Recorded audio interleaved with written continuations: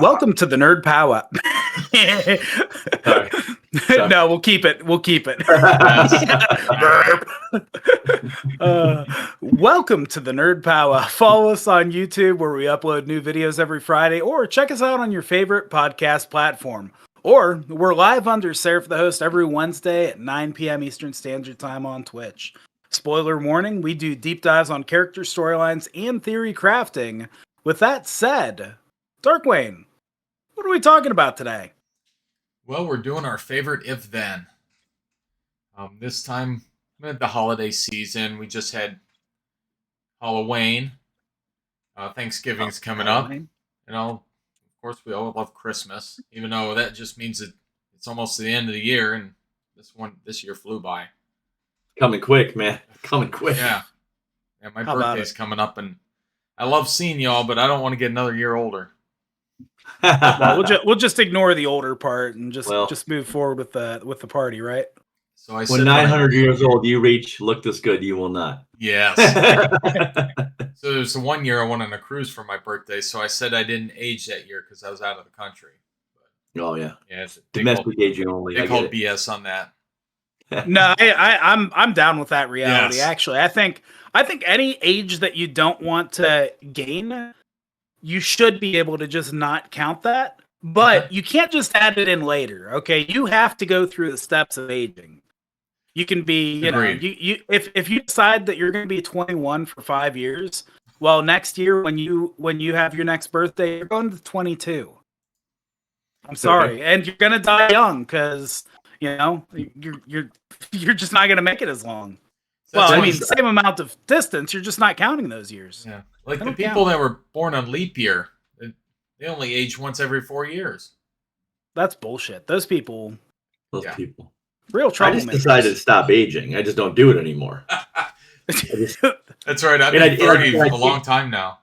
Yeah. And Beyond that. I keep moving forward. That's no matter what, I just keep motion because I know if I stop, all that shit's going to catch me. It's going to be like, boom. Oh, goodness, yes. Oh, John, John, I'm sorry, buddy, but you seem like the type of guy, you're like a hummingbird. If you stop your wings beating, I think you're just going to croak, dude. Yeah, I'm a shark. It's like a shark. You're just drowning. Gotta keep moving. Yeah, sometimes I feel like that at night when I'm getting sleepy. I'm like, I gotta keep moving, otherwise I'm gonna drown. Sleepy. Oh my gosh. So going on the holiday theme, I picked Christmas, and the Grinch. How the Grinch Stole Christmas is one of my favorite shows. Obviously, the first one in 1966, and then Jim Carrey did it in 2000. I thought he was amazing with it. So I thought, why not do a Wolverine versus Grinch? A Wolverine versus Grinch show. Uh-oh. I think that's perfect. Wolverine versus the Grinch. Wolverine. I mean, they both have an arsenal of abilities, and I'm interested to hear how Jim Carrey versus Hugh Jackman, how this works out. It's going to end in a dance-off. I know it's going to end in a dance-off. Peter Quill, get out of here. It's going to end interesting. So, we started off that Jubilee is making Christmas cookies in the sewers with the Morlocks. It's Christmas Eve, and the Morlocks tell her the story about this evil being that the night before stole all their Christmas gifts. So, and of course, Jubilee, I'm going to investigate. I'm going to find these gifts. I'm going to return them to the Morlocks. So of course, you have Leech there. He's like, we're going to lose Christmas. We're going to lose Christmas.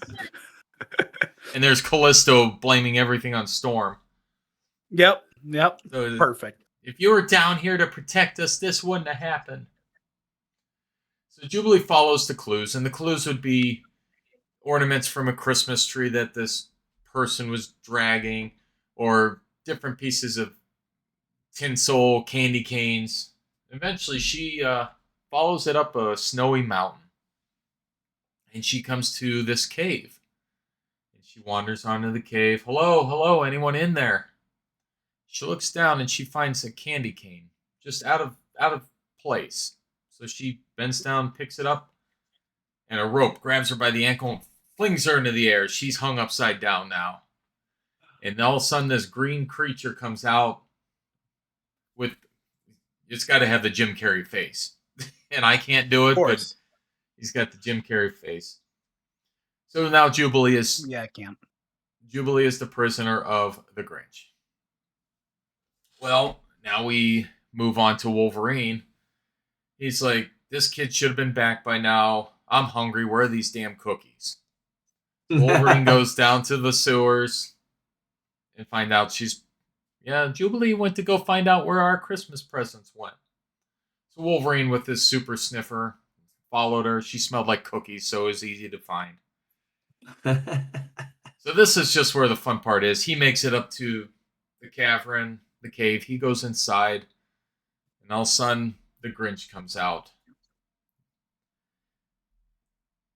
And the Grinch comes up, and he looks at him and said, "You're just a hairy little lump of coal with claws." Wolverine comes back with, "Better than looking like a moldy Christmas ornament." Grinch says, you scruffy Christmas reject." Wolverine says, "Coming from a green fuzzball in a Santa suit." And suddenly they start tussling. And Grinch, as you know with the Jim Carrey, he always had those traps and mechanisms. Finally, he tries to cut Jubilee down and finds a mechanism that opens up a hole in the ground. He does the little feet thing, as all cartoons do, and he slides down the mountain, causing an avalanche. And he has to come back up the mountain. Finally, he makes it back up. They go back and forth. The Grinch has contraptions and traps all over the place. Finally, Wolverine gets Jubilee down. And the Grinch says to him, he calls Wolverine a Christmas lover. And we all know Wolverine is not a Christmas lover. And Wolverine pauses and says, "What are you talking about? I hate Christmas." And all of a sudden, the Grinch and Wolverine feel like they have something in common. They end up being best buds. And the comic ends with them, we're going to go screw with someone else's Christmas. And they're sawing down Sabretooth's Christmas tree and stealing it out of his house. Nice. So... Nice. There is my if-then Wolverine versus the Grinch. They're both bah humbug guys. That's great. They would do that. You were talking about it when they were name calling, and it suddenly got in my head that, like, what if the Grinch and Oscar the Grouch were like cousins? Because they're kind of there's some similarities there. A little ornery green furry guy has problems with everybody. I was like, huh. They're grouchy. One lives in a trash can. The other lives in a cave. There's definitely a possible familial connection there. Man, who would actually win in that drag out fight though? Like Wolverine all day. Yeah. Are you sure? I mean, I don't know. The Grinch has, is a cartoon too. Like, there's the Jim Carrey actor version, but there's also the cartoon. I don't know. You get cartoon-like abilities. I don't know. The Grinch could stuff Wolverine in Santa's sack, close it up, and, throw him in the bottom of the lake or something. Who knows? He could steal the Wolverine. Cyberstorm said Wolverine's claws grew 2 times that day. So did Ryan Reynolds. Yeah. Because you think about it. Do you remember the 1966 Grinch where he carried that sleigh full of gifts? Oh, yeah. That's true. He does demonstrate some superhuman strength at times, which absolutely. But I don't know. I'm still putting all my money on Wolverine. Why all the presents get returned and they just have tufts of green fur on them? Or they have splash marks through it. Yeah. Oh, that's great.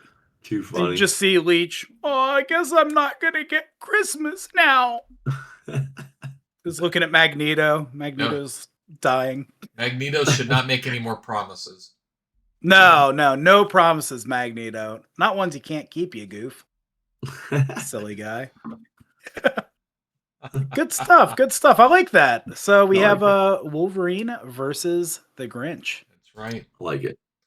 Nice. And they become best of buds. Best of bubs. Bubs. Bub. All right. Who's next? I want to hear more. Yeah, Moriaibane, do you want to hop in next? Mine's unfortunately not holiday based, but it's something I just crossed my mind. I thought would be interesting was if Kryptonian physiology was opposite than what it was, and Superman comes to Earth and he is catastrophically weaker than your typical human. He's weaker. Our gravity is heavier. The sun affects him, and he's just not that. But it's known that he's being raised. He was raised. He's an alien, and I just thought this interesting idea of he still has this. Unlike the latest iteration where Kryptonians maybe had a little conquest type thing to him, most iterations of Superman have him as their culture as a very heroic culture, a culture of peace and spreading, etc. So I want him to be fundamentally he's raised by the Kents. He's still the same guy. He's still going to have that really wholesome, goodness about him. So because he's unable to perform physically, he dives into the intelligence side, because Superman is exceptionally intelligent, and that has nothing to do with the physiology of our yellow sun and gravity, etc. He's just an exceptionally intelligent person. He's genetically passed, from Jor-El and everyone else who is a high level scientist. He's just an intelligent person. And canonically, didn't he get an education while he was in space as well? Wasn't that part of it too? Yeah, there was some of that where they were coding him as he went. He was getting educated. So anyway, he still have his mind about him. So he's still building. He can still build robots. He can still have a fortress of solitude. He can still have all of these things. So he starts mentally trying to become a hero in a way. But in this iteration, instead of the rivalry and all of the Luthor and him, the rivalry really hinges on Luthor's jealousy of being a superhuman. He's always trying to pursue being a superhuman. And in this if then, I would say that they would almost have a mutual respect and possibly work together. We could have a Luthor Kent Corps, where the two of them become partners, and they're for the betterment of the planet. And Luthor never goes bad, doesn't let his rivalry with Superman go evil, and we can actually achieve a much higher level of peace through technology that those guys could do. It would just be a neat twist. It would be a kind of a one-off, because the story gets kind of boring once they're all peaceful and chummy and stuff, unless you introduce something like a Brainiac or something like that. Because Brainiac would be the perfect villain for a Luthor and smart Superman, or just a weak but smart Superman combo would be the perfect villain. So it's just a cerebral battle, whose tech is better, who can figure out each other, etc. So I just thought that would be kind of a neat little concept if he was just 100% the other way, but still clamoring to be a hero, and ends up changing the whole. He changes Luthor's fate as well. Luthor becomes the hero, because in a lot of iterations in comics, etc., Luthor, at times he leans. He's a the ends justify the means kind of guy, and sometimes his ends are pretty horrific. But yeah. But a lot of times he believes he's doing the right thing. He believes that he is the righteous person. And a lot of that is just him comparing himself to Superman. Yeah. And the way Superman would do it versus the way it should be done, because he doesn't trust this alien with superhuman powers. That what are we going to do to stop him? And that's not the case here. Here Superman is an intelligence from a different place, but he's not unstoppable. He's not this godlike creature. So that weird fear-driven rivalry doesn't happen. It'd be quite interesting. So I thought it'd be a neat story to tell, or a neat story to write. I'd like to see that in print someday. See how that works out. So I also kind of John, wonder what his name would end up. They wouldn't be calling him Superman. No. I've some pushback on you for this one. What's that? Do you think that of all people, Lex Luthor could work with Superman, an alien being that may possess superior alien intelligence? Do you think Lex Luthor could sit side by side with that and get shown up even once by Superman while they're in the lab? Well, I think that would be enough to spiral him. It could. But there were times that Lex has outsmarted Superman. Oh, for sure. So if it happened and then he won up, I could see it being. There's a lot of ways it could devolve into a negative relationship and create the rivalry, and the whole thing happens again. But I was just curious if we could make it so that where like one would drive, where it's almost like a friendly rivalry, where one guy's like, I won this time. Superman's like, well, I won this time, and they're driving forward such technology, kind of like a space race. Yeah. Where there's a rivalry, but the rivalry is everyone's benefiting from the rivalry, and there isn't that like a hate or a dislike involved. They genuinely like each other, but they have this rivalry at the same time.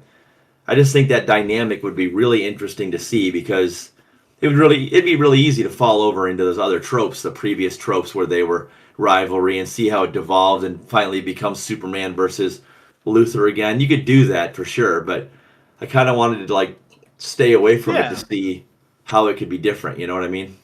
I gotcha. But it's interesting. Would there be any need for Darkseid? Yeah, Darkseid's still out there. They'd have to. Darkseid be a real problem. Yeah, it would be a real problem, because you don't have Kryptonian. Like, well, yeah, that's true. I mean, if everything is true in the universe except for, or if everything is static in the DC universe except for the fact that Kryptonians are weakened by our planet. Oh yeah. Then Darkseid is the ultimate winner. Oh, you don't have. He's always just trying to get rid of the Kryptonians, because they're the one thing that can really stand in his path a bit. So yeah, there's a lot to be said about us becoming Kryptonian, but again, there's a lot of story to be told about how we figure it out. You know, we relied on Superman, so now does the Superman and Luthor, or the Clark Kent and Luthor? Because I don't know what his name would be. We got to get him a new superhero name. Yeah. He's not Superman. He's not the Uber guy. I think it would just be Dr. Clark Kent, maybe. Yeah, it could Dr. very well Kent. be. Or he may just go as Kal-El. He may just take it, give it in, because he wouldn't have a need for a secret identity. So he might just be Kal-El, which would be interesting in itself. But yeah, I think there's a lot of neat story to be told there. Yeah. And the way the whole DC universe pans out, it could be a nice little alternate universe tale.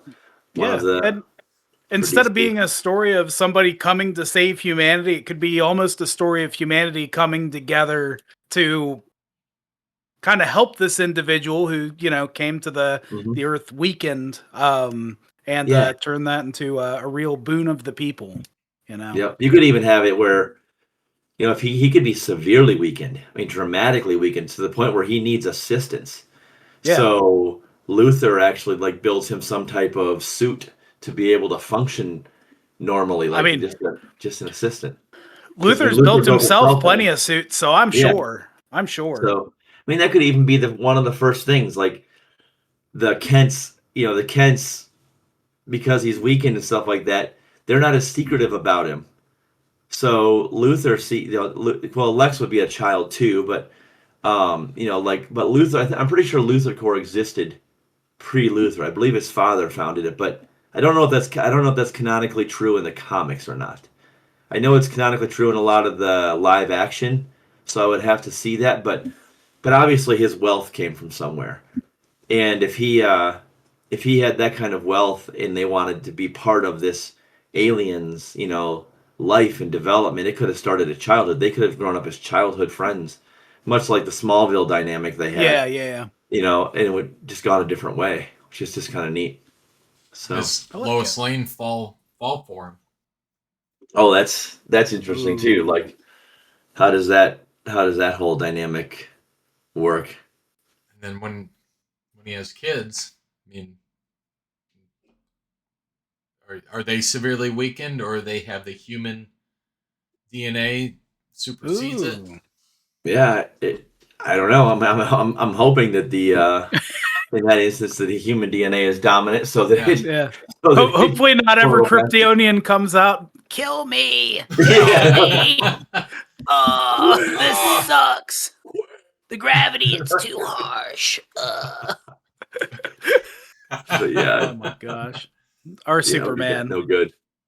But I don't know. I just thought it'd be an interesting take on an if then. Like Yeah, definitely. interesting. So Very I nice. like Very that. nice. I like that. Yeah. Yeah, that's a good one.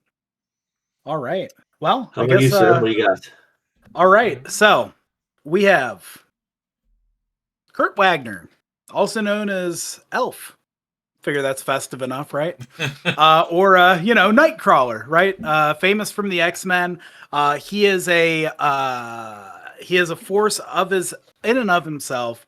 He has a couple little abilities. He's got some interesting stuff going on. But we have Kurt Wagner. He's out doing some recon. He's checking out some science facilities run by Bolivar Trask, and they're experimenting with gamma technology and radioactive waves. Well, just so happens when they're running their radioactive wave gun, a little spider comes down from the ceiling and gets hit by the wave. And while Kurt is kind of camouflaged back in the shadows, the spider retreats to go die. At least that's what it intends on doing. But it finds a small foot, a foot with 2 big feet, 2 big toes sticking out, and it decides, well, before I die, I'm gonna bite this guy, and that's what happens. Kurt Wagner gets bit by a radioactive spider and becomes a version of Spider-Man, I guess.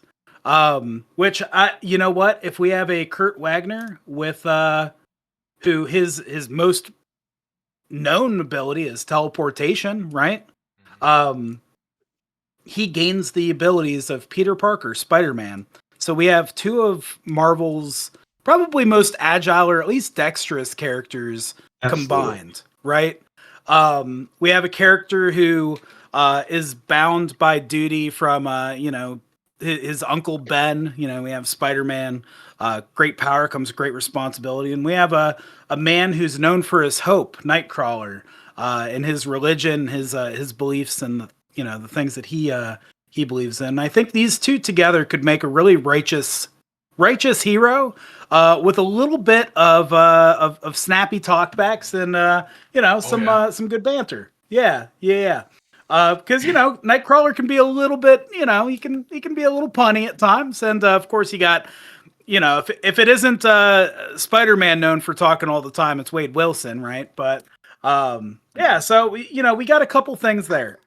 Where it gets really interesting, there's the origin story. We could also say that the Bamfs, one of the there's like these little miniature Nightcrawler guys, gets hit with a radioactive wave and it bites Peter Parker. We could go that route too. We could go crazy with it. A Bamf bites Peter Parker. That's awesome. Yeah, it bites him on the leg.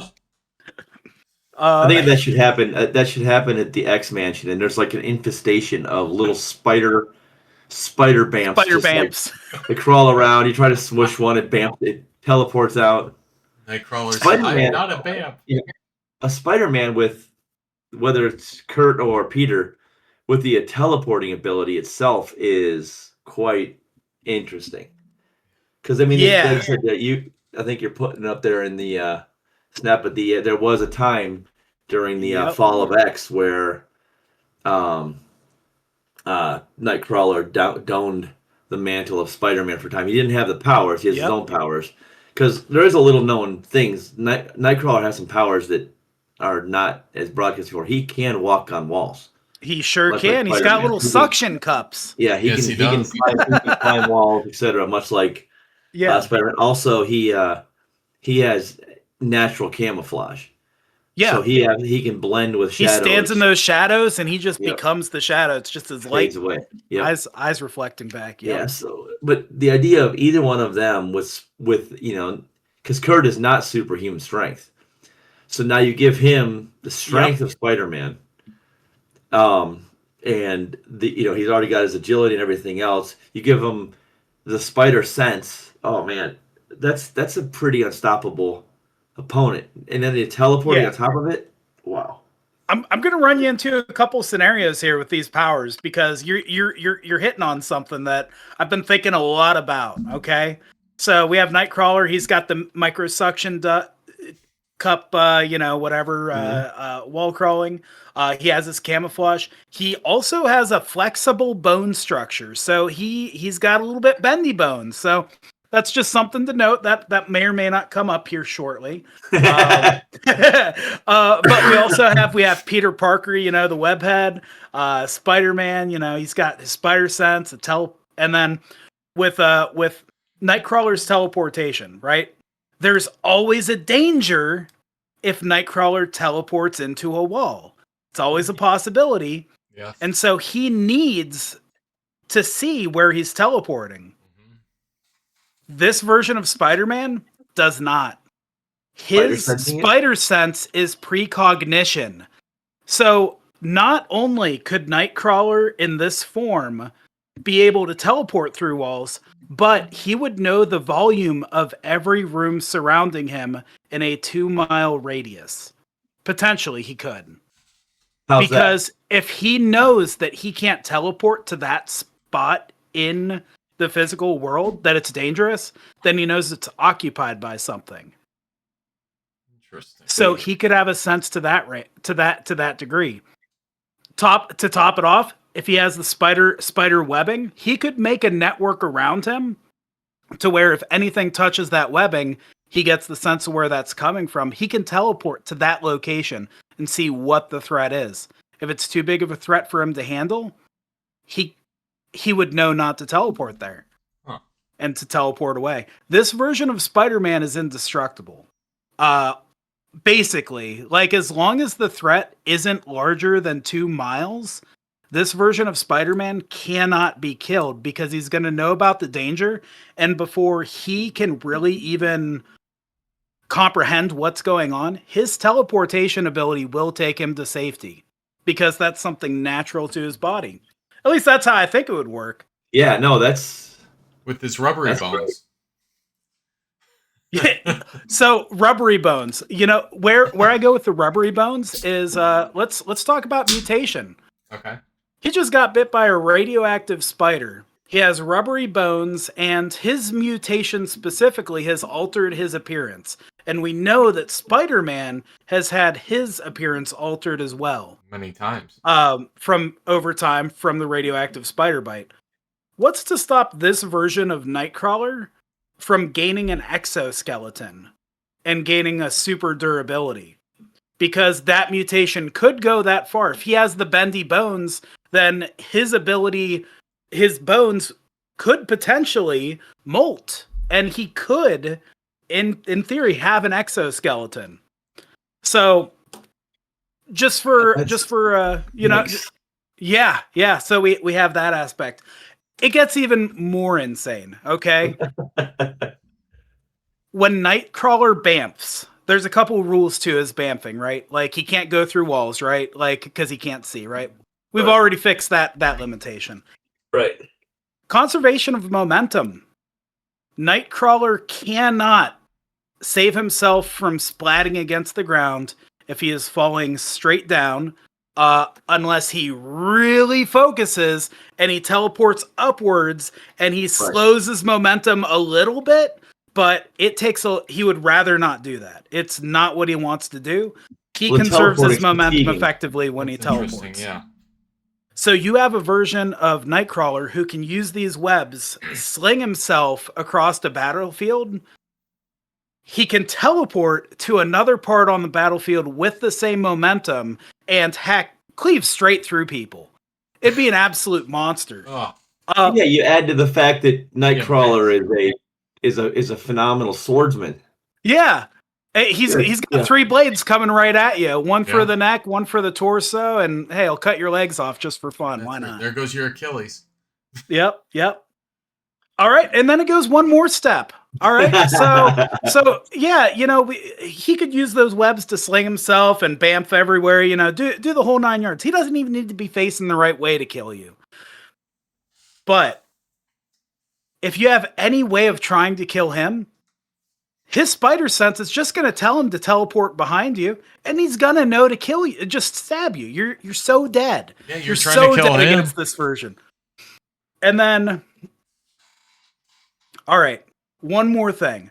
Nightcrawler takes his web shooters and he uses gravity. He goes from the top of the building, jumps down, uses those web slingers, pulls himself with his super strength, hurling himself towards the ground. He goes foot first, he bamfs, and he keeps going down. And then he goes 2 miles up and he keeps coming down. He hits terminal velocity and he bamfs over really any threat that he's dealing with. And you are dropping like 180-pound just bomb of Nightcrawler on top of somebody. And with the Spider-Man strength, I think you could handle making that kick. That's a big... Well, if you add the exoskeleton... If we have that, this definitely works. Yeah. But yeah, I was a little bit hazy on that one. But at the very least, that's a very, very effective kamikaze attack. And there's nothing stopping him from using an object. He could do that same thing just with a marble, a single marble, and just get that going, and then drop the marble. Yep. Hey, and then even then, he could teleport himself another 2 miles back in the air. Yeah. And on his way down, he just shoots some web. He doesn't even need to care about stopping himself from falling anymore. Right. Yeah, he just... Now, is he a Tom Holland Spider-Man, or is he a Tobey Maguire Spider-Man, where the web comes out of his wrist already, or does he have to make little devices with web cartridges? I would guess that he should have it as an organic component, because the web shooting thing had nothing to do with Spider-Man's powers. It was the fact that Peter was a genius. Right. So you want to give him the ability. Otherwise, you're giving him genius without it's kind of cheating, giving Kurt genius level intelligence. I think that's fair. Also, if you go the mutation route of things, it would make sense that he would get the natural web shooters. So that's a part of his body. Yeah. Is he able to teleport the webs that he slings? I would say he's touching it. He can. So, do you think he could just shoot webs into a Banff portal and those webs just appear on your face? But then that becomes more like well, it depends, because Nightcrawler's abilities to teleport are he actually crosses through another dimension. Yeah, brimstone world, right? That's why you get the sulfur smell when he reappears, because that's what he's passing through. So if that were the case, if it's organic, I mean, it's quite possible that he could actually teleport his web and then just snap it off, and him staying on this side of the teleport, because it is by teleporting like that, he's literally ripping a hole. Yeah. But if he knows what's on the other side of the wall, you're just sitting there, and he opens a little rift, sends his little spittle of spider silk through there. It goes through the brimstone dimension and just appears on the other side of the wall. Right. Maybe. And that is one component to his abilities that always kind of I questioned a little bit, because he doesn't move through space. He's in the same spot when he teleports. Mm. So he teleports. So it's almost like that other dimension is moving counter direction to ours, because he's not moving. In order to pass through, to go from point A to point B, he's got to move. So that other dimension has to be moving itself. So you got counter rotation. Has to be like that, or else it doesn't physically work. I mean, we're talking about superheroes here, but still, you know what I mean? Logistically, you've got to be using two different counter rotations. And if that's the case, then yes, it would make sense for him to be able to plan. If he can plot where his body is going to be, he should be able to plot where the webbing is going to be. Yeah. instinctively because that's part of his nature. He's not doing that. He's not thinking about that. He's not doing some kind of algorithm that figures out where his trajectory is going to land him. He's not doing that. It's a natural thing. Yeah. Yeah, he's Interesting. So he's already a mutant, getting an additional ability. He's a mutant demon. Mutant demon, Now, right? He's got so much now he's got enhanced with a radioactive spider. Like, good lord. Or if maybe a scenario, if he gets bit by this spider, it reacts to his mutant genes. I should know this, and I'm embarrassed that I don't. What dimension does he go through? Brimstone. I think it's a brimstone dimension. Yeah. But Another thing. So what his teleportation is the farthest Nightcrawler, at least that I've seen so far, has been able to teleport is 585 miles in one bamf. Wow. That's the level of escape that this character would have with his spider sense. That's absolutely ridiculous. That's oh my goodness. Yeah. Like, what do you do to that? And like 2 miles is like under optimal conditions. Like that's just what he can teleport. It's 2 miles. But 585. I can see him. What's that? 585 miles. Yeah. Well, that's if he's really focusing, I guess. Yeah. But can you imagine this combatant? I would see him in a battle, getting a spidey sense that there is absolute danger somewhere, and just teleporting to where the danger is, touching the person on the shoulder, teleporting 2 miles in the air, and then going home and like making lunch or something. Like he's yeah. He's a good version. And they're gonna fall through the air to their doom, feeling nauseous. He finishes the sandwich, teleports back over, grabs him. Yeah, that's now that. Oh god, can you imagine your terminal velocity trick with a person? Oh, just holding them. Oh no, this is gonna hurt you a lot more than it hurts me. God, Nightcrawler is one. You got like combo abilities that superheroes use, like the fastball special. You've got Nightcrawler's paint smear because it's what the person's gonna turn into. The Nightcrawler Bob Ross. Yeah, like Nightcrawler is one of the characters that I think the X-Men movies did a very good job on.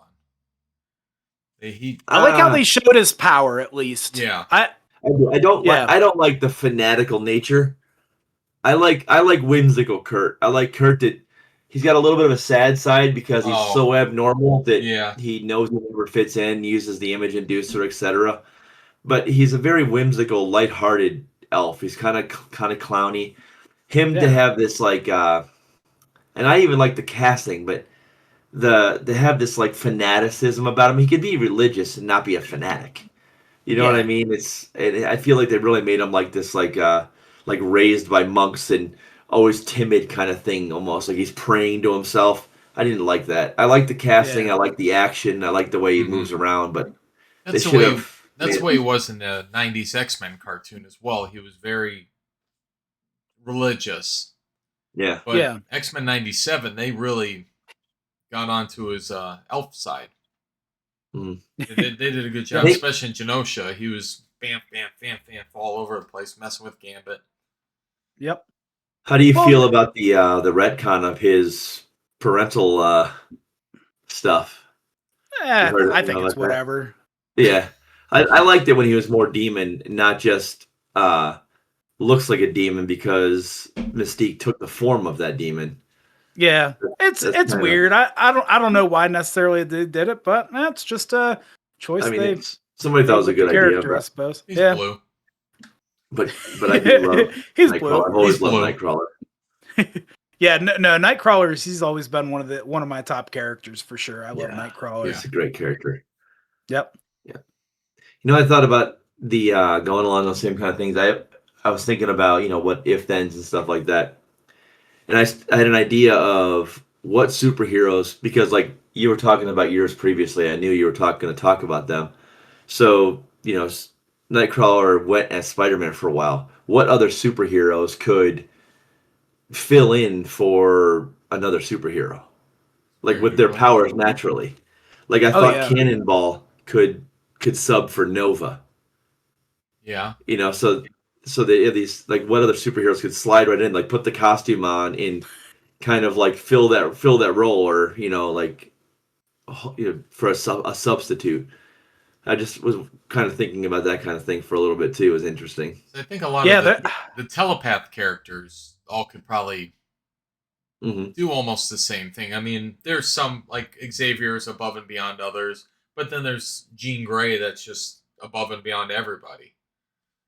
But for the most part... Wayne, you hear in your mind, "Hello, Wayne. This is Emma Frost. Definitely not Professor X."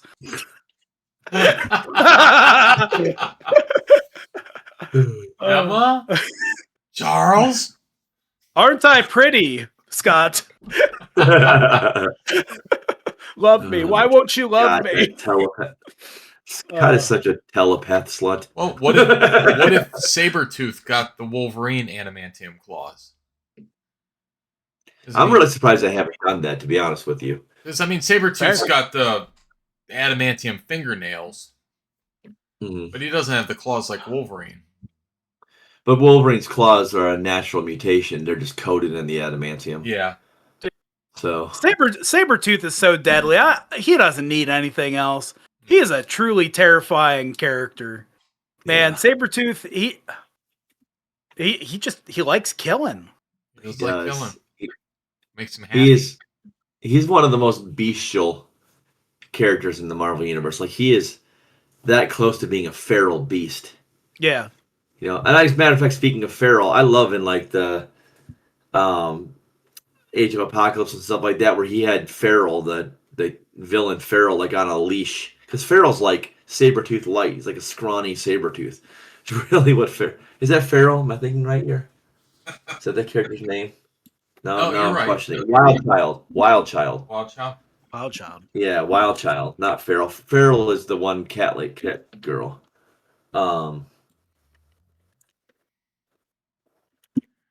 to think of other characters. characters. Wild Child. So Wild Child appeared like in like the early Alpha Flight, Beta Flight, etc. But a lot of times he's portrayed on a leash, like Wolverine or Sabretooth has him on a leash and uses him like a dog kind of thing. It's kind of wild. But yeah, it's quite interesting. But Feral is the cat-like mutant that was in X Factor, etc. I forget X Force. I mean, I switched their names around, but I'm familiar with Feral. Yeah, that's who I thought you were talking about when you said Wild Child. Yeah, no, Wild Child's a different kind of creature. He is quite literally like Sabretooth light. So nice. Good stuff. Yeah. Good stuff. Yeah, it's interesting. Yeah. There's some good takes there. Like it. Good stuff. Yeah. It's never going to be an end to the being able to go down different paths. There's so many variables with all these superheroes. There's always going to be a different story to tell. That's why I kind of like the multiverse thing. I like it when it's concise. I like there to be a common canon to follow. But I like these little if-thens, and things like that, and a different place, a different time, a different scenario. Change one variable, the butterfly effect. It's neat. I like how you can take even different universes. Well, heck, I did Wolverine and the Grinch. They're nowhere close to each other. It'd be fun to even take like a character from Seinfeld and throw him into the DC universe. I mean, the if-thens are really, you just think about anything. Yeah. I like when you're taking something like as extreme as like a Seinfeld or something. It would just be neat if the superheroes existed in the same world. So it's still the same characters. The Seinfeld characters don't have powers. They still have the same jobs and everything else. But every so often, they run into Bruce Wayne. Right. And I was like, hey, it's Bruce Wayne. What's the deal with all these Morlocks? It's like, pay rent like the rest of us, you heathens. It would just be funny to hear their commentary more than anything. Or we can even take ourself and put it like in front of Apocalypse. All of a sudden, Apocalypse lands in front of you. What do you do? Turn into a pile of ash. Oh gosh. Oh, if it's Apocalypse, I'm gonna be like, dude, I understand with the tubes, man. They must get caught on fucking everything. Yeah. You hate doorknobs. I hate them too. Trust me. That's funny. That would be my card for Apocalypse. That's find some common ground with him. Maybe I'll get to be a horseman. Yeah. I'd take Jester, honestly. You wouldn't want to be Death? I would be the Jester of the Apocalypse. That'd be fun. Jester of the Apocalypse. He does need to laugh more. That sounds like a good title for a story. Jester of the Apocalypse. Yeah. Jester of the Apocalypse. I like it. Nice. Okay, interesting. Yeah. No, that's a good if then, guys. That's some good different things there. So.